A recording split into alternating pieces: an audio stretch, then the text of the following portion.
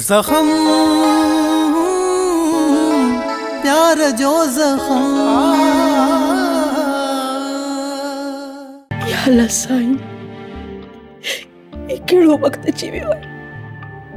मुंहिंजो पंहिंजो पुट, मुंहिंजो पंहिंजो रत, मुंहिंजो दुश्मन थी बीठो आहे। छा ॻाल्हि आहे? छो परेशान आई? घर जी नीलामी थी रही है। ही छा? जे भाई बंगलो भी दिया ना तो कोई भी कर्ज न लांदो। जेकॾहिं मां कर्ज नथो लायां त थी सघे तो मूंखे जेल में वञो। ही सब छा थी वियो?